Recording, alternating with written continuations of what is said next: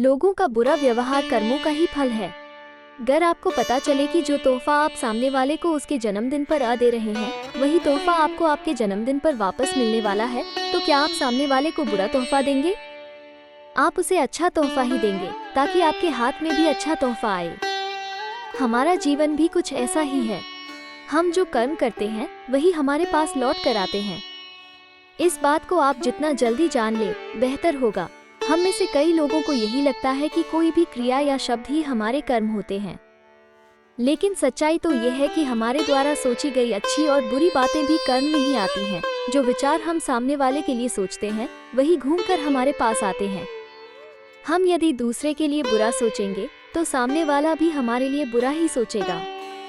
आपके साथ ऐसा कभी न कभी जरूर हुआ होगा कि आपने किसी इंसान का कुछ नहीं बिगाड़ा, लेकिन वो फिर भी आपके साथ बुरा करता जाता है।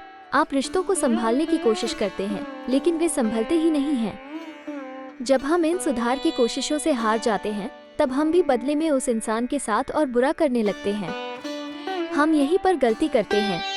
यहाँ आपको जान लेना चाहिए कि आपने भले ही इस जन्म में उस इंसान यानी कि उस आत्मा का कुछ नहीं बिगाड़ा, लेकिन आपने पिछले जन्म में जरूर उस आत्मा के साथ इतना ही बुरा कुछ किया है। जानबूझकर भले ही नहीं किया हो, लेकिन अनजाने में जरूर किया होगा। यही वजह है कि इस जन्म में आप उस इंसान के साथ अपने कर्मों को भोगते हैं। जब आप इस ज्ञान को अपने साथ लेकर चलते हैं, तो आप अपने साथ बुरा करने वाले हर इंसान को माफ करने में बहुत आसानी महसूस करेंगे। आप ये जान चुके होंगे कि जो भी आपको मिल रहा है, वह आपके ही कर्मों के खाते से निकला है। अब अगला स्टेप क्या है? क्योंकि आप अपने पुराने कर्मों को नहीं बदल सकते, बेहतर है कि आप उस आत्मा के साथ इस जन्म में कोई बुरा व्यवहार न करें, वरना इस जन्म के कर्मों का फल आप अगले जन्म में भोगेंगे।